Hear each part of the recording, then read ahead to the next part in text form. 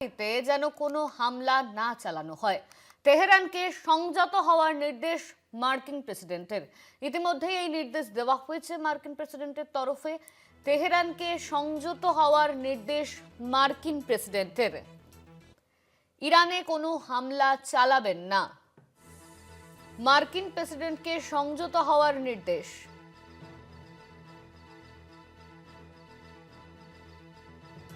ইরানে কোনো হামলা চালাবেন না এমনই বলা হচ্ছে।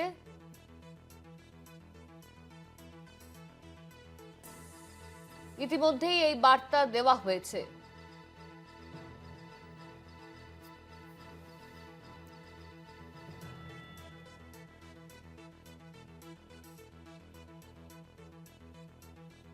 আমাদের সঙ্গে ফোন লাইনে রয়েছেন আমাদের প্রতিনিধি অঙ্কুর ভট্টাচার্য। অঙ্কুর দা, মার্কিন প্রেসিডেন্টের তরফে কি নির্দেশ দেওয়া হলো? দেখো, ইরানের যে পরিস্থিতি হয়েছিল সেখানে আমরা দেখেছিলাম যে মার্কিন যুক্তরাষ্ট্রের পক্ষ থেকে যে পশ্চিম এশিয়ায় যে 10টি দেশে তাদের যে সেনা ঘাঁটি রয়েছে সেই সমস্ত সেনা ঘাঁটি থেকে মার্কিন সেনা প্রত্যাহার করার একটা নির্দেশ পেন্টাগন থেকে দেওয়া হয়েছিল বলেই সূত্র মারফত জানতে পারা যাচ্ছিল। আন্তর্জাতিক সংবাদ মাধ্যম সে কথা বারংবার বলছিল। তারপরে আমরা দেখেছিলাম কাতারের যে বায়ুসেনা ঘাঁটি রয়েছে মার্কিন সেনার, আল উদেদ, সেই বায়ুসেনা ঘাঁটি থেকে মার্কিন সেনা যে তাদের সেনা সরিয়ে নিচ্ছে সে কথা কাতারের পক্ষ থেকে ঘোষণা করা হয়েছিল। তারপরে ইরানের যে পরিস্থিতি সেখানে ইরানের পক্ষ থেকে বলা হয়েছিল যে যদি আমেরিকা তাদের উপর কোনো রকম হামলা চালায় তাহলে পশ্চিম এশিয়ায় আমেরিকার যে সমস্ত সেনা ঘাঁটি রয়েছে সেখানে তারা হামলা করবে।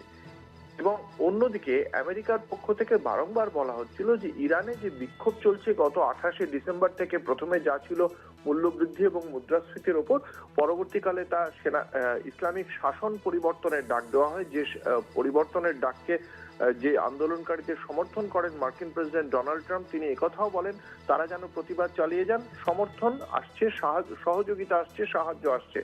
ইরান সেটাকে বলেছিল যে এটা একেবারেই পরিপূর্ণভাবে ইরানের অভ্যন্তরীণ বিষয়ে হস্তক্ষেপ।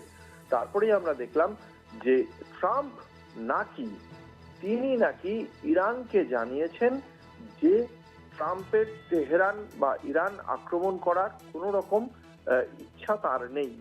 এবং একথা পাকিস্তানে নিযুক্ত ইরানের যিনি রাষ্ট্রদূত রয়েছেন রেজা আমিরি মকদম, তিনি একথা পাকিস্তানে দাঁড়িয়ে একটি অনুষ্ঠানে তিনি এই কথা বলেছেন। তার বক্তব্য যে মার্কিন প্রেসিডেন্ট ডোনাল্ড ট্রাম্প তেহরানকে জানিয়েছেন যে তিনি ইরানে আক্রমণ করবেন না এবং ইরানও যেন আগামী দিনে রিস্ট্রেইন করে, সংযম প্রদর্শন করে।